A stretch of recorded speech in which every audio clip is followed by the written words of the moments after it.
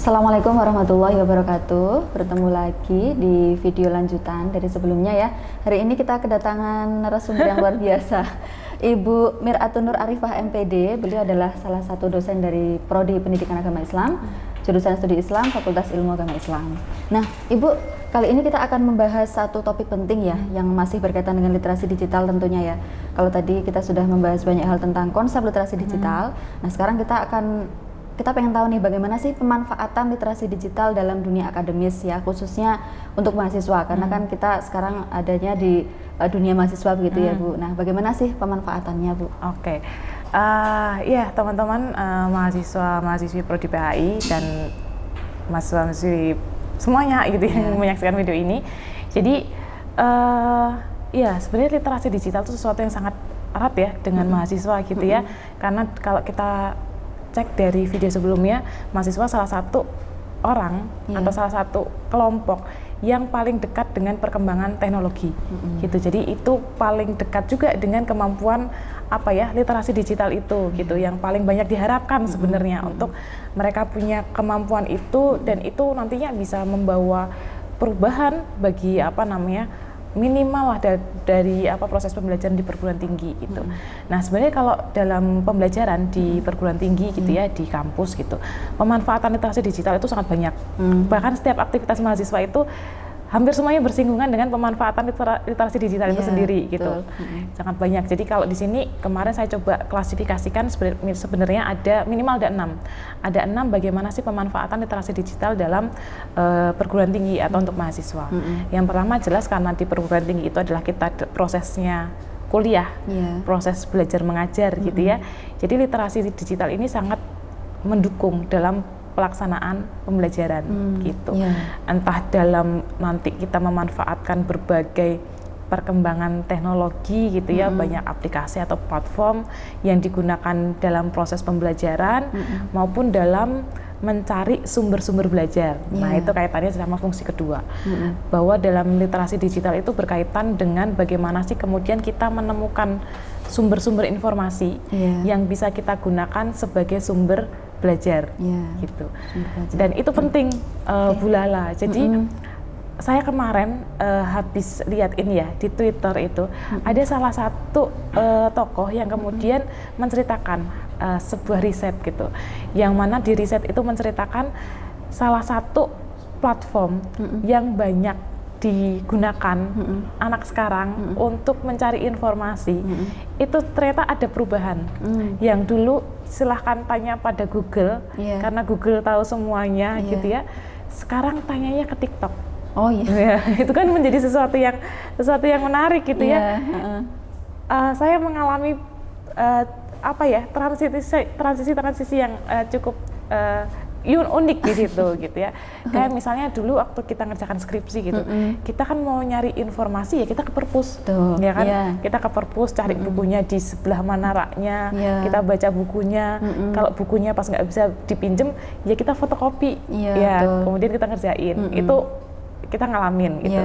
Kemudian di proses pembelajaran selanjutnya kita cari informasi itu kita bisa akses dengan jurnal-jurnal yang open access di internet gitu. Bahkan banyak blog-blog yang sharing terkait materi-materi gitu sumber informasi gitu. Tapi yang sekarang yang unik tadi ternyata kok bisa gitu ya, kok ada gitu ternyata tren yang anak-anak itu cari informasi dari TikTok gitu. Saya nggak bisa pikir gitu ya. Iya, ternyata perkembangannya sampai situ gitu. Itu katanya sih salah satu penyebabnya itu kan anak sekarang itu cenderung lebih suka akses informasi yang cepat. Salah satunya adalah dengan dibacakan. Begitu. Jadi kan kalau dia dengan lihat video TikTok kan orang membacakan ke dia tinggal menyerap aja gitu kan.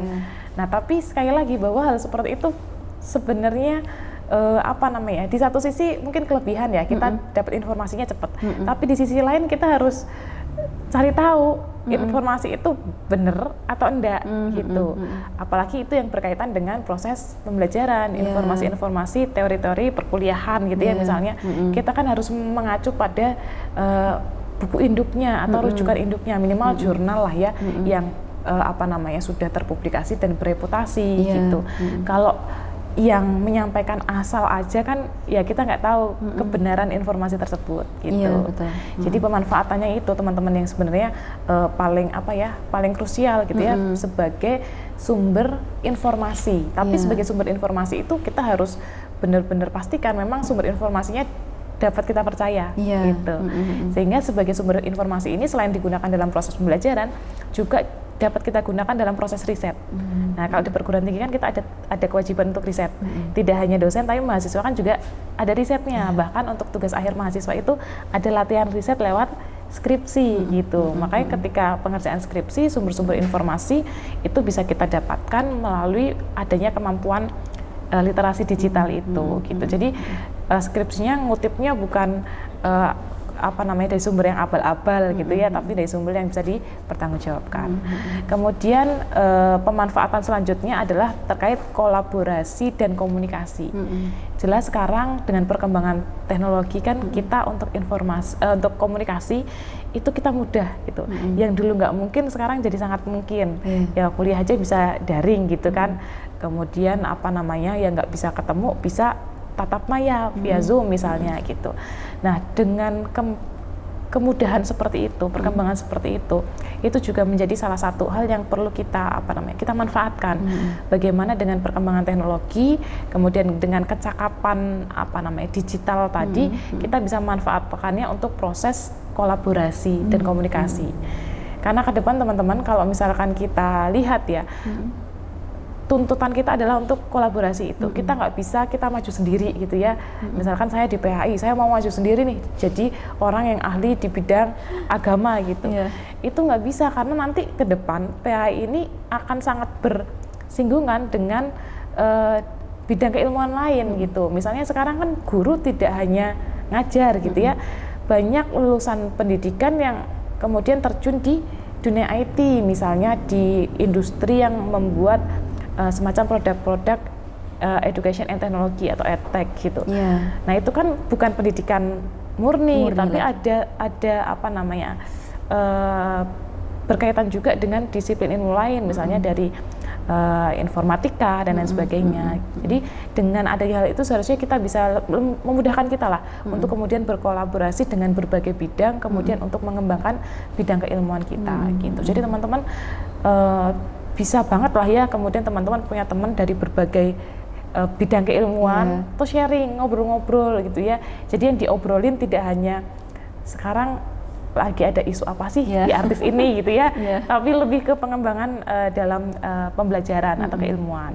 Kemudian selanjutnya adalah pengembangan keterampilan digital. Nah kalau tadi mungkin Bu Lala menjelaskan bahwa outputnya dari kemampuan literasi digital itu harusnya ada produk. Nah ini kaitannya itu. Jadi harusnya dengan kemampuan literasi digital itu bisa mengembangkan keterampilan digital kita. Yang mana keterampilan digital ini ada wujudnya gitu. Misalnya kita bikin video pembelajaran gitu ya. Atau kalau video pembelajaran sulit gitu ya, kita bikin konten tapi kontennya yang edukatif gitu. Itu yang agak susah gitu ya.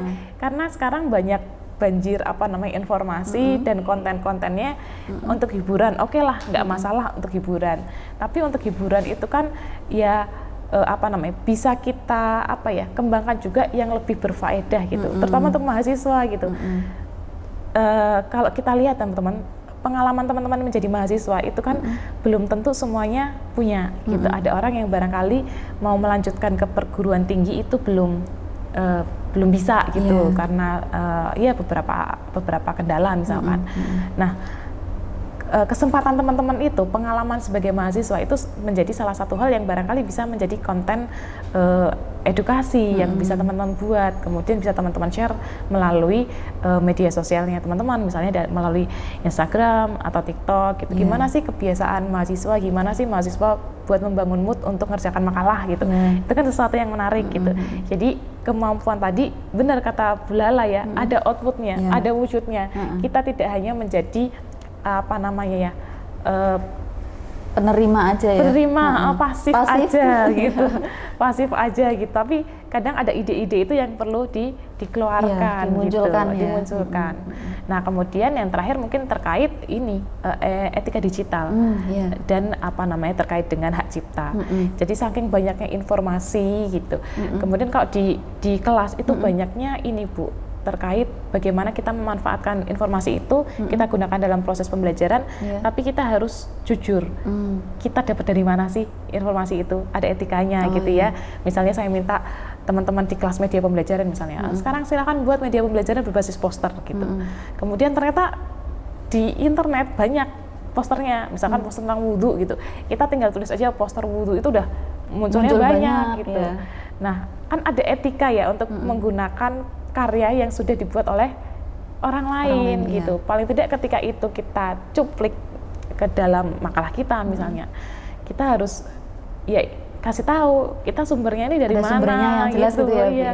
Bukan mengklaim asal kopas aja, yang penting ada di makalah, kan nggak seperti itu, karena ada semacam hak ciptanya, dan itu yang perlu teman-teman apa namanya ya, teman-teman pahami gitu. Jadi itu semacam kayak etika ya, etika kita kemudian memanfaatkan atau menggunakan karya orang lain gitu. Paling tidak ya ada izinnya lah, kulon nuwunnya dengan yang bersangkutan. Bahkan sekarang untuk karya-karya yang diupload di apa namanya di YouTube misalnya, ketika kita pakai background yang tidak ada lisensi resminya kan kadang di take down ya, ini ada apa namanya hak cipta yang belum beres misalkan seperti itu. Nah itu contohnya Bu Lala terkait pemanfaatan apa namanya literasi digital dalam ranah akademis. Tadi hampir semuanya bersinggungan banget sama mahasiswa. Nah PR-nya tinggal gimana kemudian mahasiswa ini menyadari kemudian menerapkan dalam proses pembelajaran. Betul. Karena itu yang susah. Tahu itu tapi untuk menerapkannya agak sulit ya. Agak susah gitu karena mungkin perlu pembiasaan. Dan ini ya Bu ya, apa namanya? Ada sesuatu yang seharusnya tuh ada ini apa namanya ya, menjadi masukan lah untuk mahasiswa. Jadi ketika sudah bisa menerapkan literasi digital gitu ya dalam dunia akademis, ya mestinya itu bisa membantu teman-teman mahasiswa untuk meningkatkan kualitas tulisan misalnya, ya kan? Jelas. Terus meningkatkan tadi kalau mau bikin sesuatu postingan gitu ya yang ada unsur edukasinya gitu betul. ya. Jadi menarik, jadi teman-teman bisa ini memanfaatkan informasi yang ada di dunia digital dengan sebaik mungkin gitu ya. Apalagi teman-teman mahasiswa ini kan biasanya punya pemikiran-pemikiran yang kritis ya, bahkan kadang juga ada yang out of the box gitu. Kita nggak kepikiran gitu. Kita nggak kepikiran, mereka kepikiran. Nah itu silahkan menjadi ladang mahasiswa ya teman-teman semuanya untuk tadi membuat karya-karya baru, membuat hal-hal yang edukatif gitu ya, yang bisa kita posting, yang tentunya nanti tidak hanya menjadi informasi aja tapi juga ada nilai amalnya untuk teman-teman semua ya kan Bu ya. Oke, mungkin itu ya pembahasan kita di sesi kali ini. Nanti kita akan lanjut ke sesi berikutnya. Terima kasih. Assalamualaikum warahmatullahi wabarakatuh. Waalaikumsalam.